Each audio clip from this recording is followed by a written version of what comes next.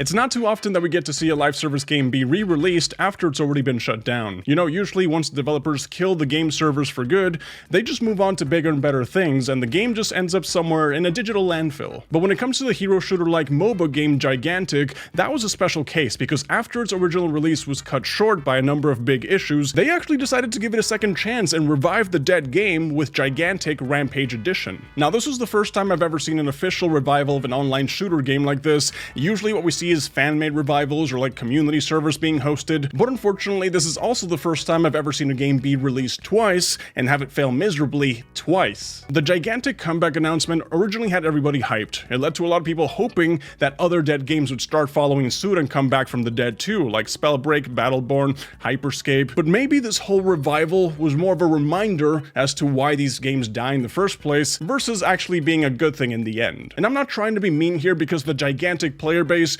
despite the fact that it was a small, tight-knit community, they genuinely enjoyed the game. You know, it's not like it was a clunky, cluttered mess, but I also have to admit that the only other time I've ever seen something released twice and failed twice was when Morbius came out. But let me take you back to the original Gigantic real quick to sort of like understand how that game's failure affected the official relaunch. Because this is a game that almost never even made it to launch day, by the way. The developers Motiga announced Gigantic in July of 2014. This was 4 months before Overwatch was officially announced in BlizzCon 2014. So it's safe to say that Motiga here was early to the whole hero shooter genre, even though their game was more of a MOBA instead, like League of Legends. But unfortunately, just like what happened with Battleborn at the time, which was also another MOBA hero shooter, they all got put together in the same pot and people started comparing them both to Overwatch. And let me be honest here, if you're forced to compete in a race against Prime Overwatch, let me tell you that there's no hope for you, buddy, there. I'm sorry.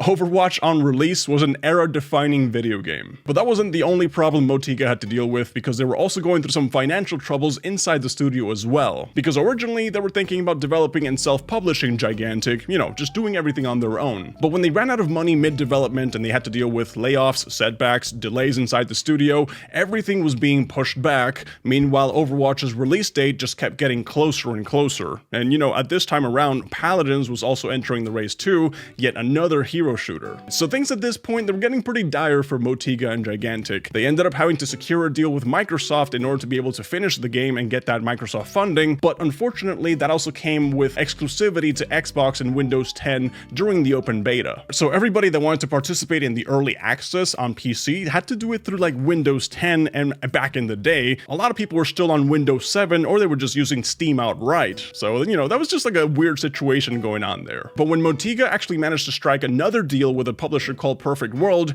then they finally managed to launch Gigantic on Steam as well, just without crossplay between Steam and Microsoft, which complicated things. And you know, it was just like two different games on two different servers. You know, back in the day, crossplay wasn't just technically the norm like how it is now. You had like different servers based on what platform you were playing. But anyways, Gigantic managed to launch. You know, that's the important part. They managed to get to the finish line, but they only got so by limping and crawling its way there. And when they actually managed to go and release on July of 2017, the peak of concurrent playership it managed to get on Steam was only 8,000 players, which, you know, those are good numbers if you're like a small indie game, but for a live service game that requires a bunch of players to be playing nonstop, 8,000 is not a good number whatsoever. And then to make matters worse, that number of 8,000 concurrent players just proceeded to nosedive almost immediately. Within a month of release, the game was already struggling on life support. So it was a complete and utter failure, unfortunately. There was barely any marketing budget left for the game after all they went through. They had direct competition with too many other titles, and based off what I heard, because I never played the original Gigantic back in the day, the gameplay itself wasn't really sticky enough to keep people engaged over the long run. You know, Gigantic was one of the first ever hero shooters to enter the race. It had all the momentum and hype behind it,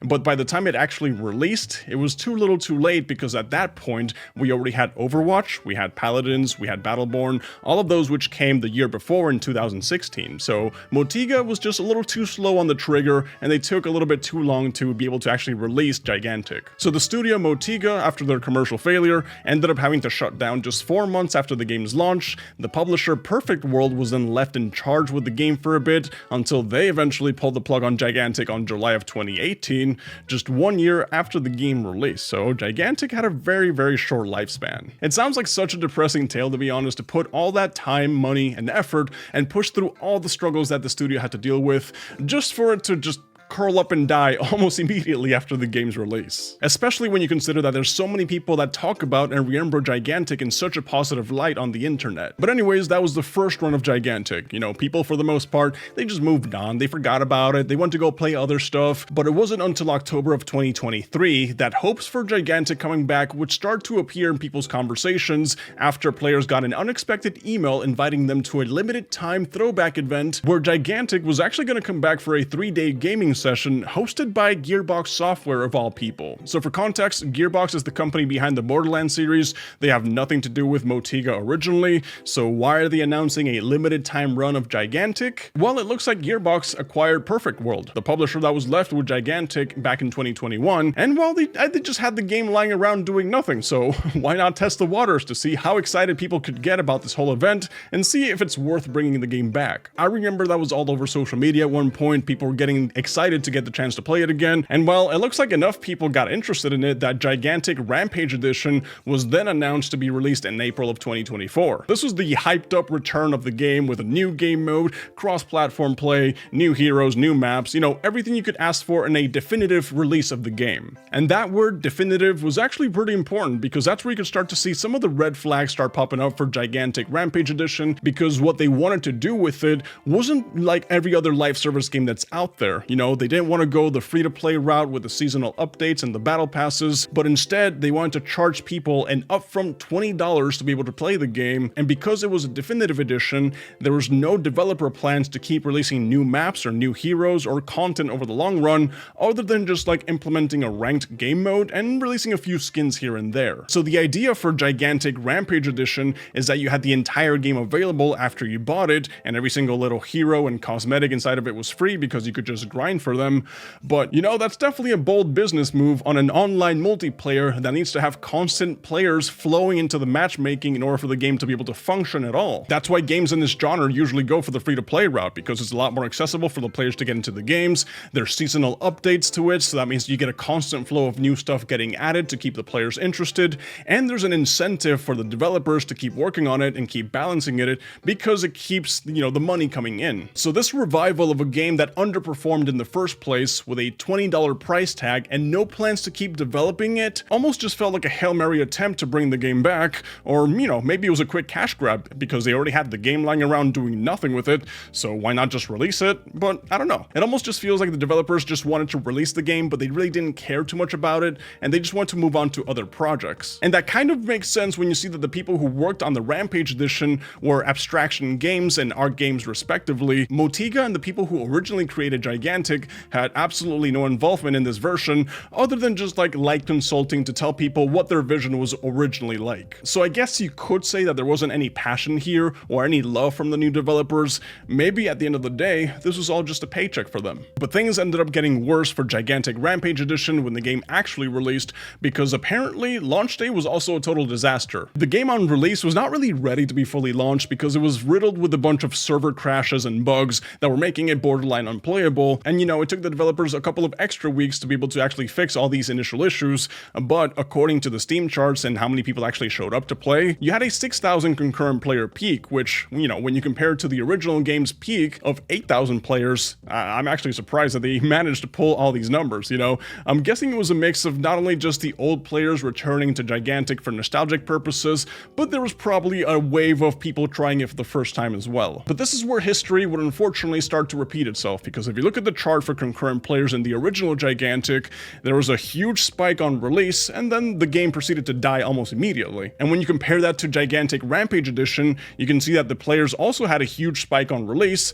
and then the game proceeded to die almost immediately too. It's almost like the nostalgia wasn't enough to compensate for the dated gameplay, and the fact that the game wasn't gonna get any more content updates other than what it already had, so that really turned off the players from wanting to stick around and play Gigantic, because a lot of players spent $20 on a game that they maybe played for like a week before they dropped it for good and went to go play something else. And if you thought competition for the live service hero shooter genre was tough before, well, now it's even worse, because literally 90% of all games that are released these days are live service. You know, everybody's asking for constant attention, and putting your game for a $20 price tag is almost like a guaranteed way to have the player base not be interested in checking it out only because you have to pay to actually be able to play it. Especially when you think about that the people who originally played the game played a free-to-play version of the game, so why do you suddenly have to pay in order to access Gigantic? You know, it just didn't sit right with a lot of people. It just really wasn't a good strategy for the game's lifespan, in my opinion. Like, I guess if you don't care about the game and you just want to release it and be done with it and move on,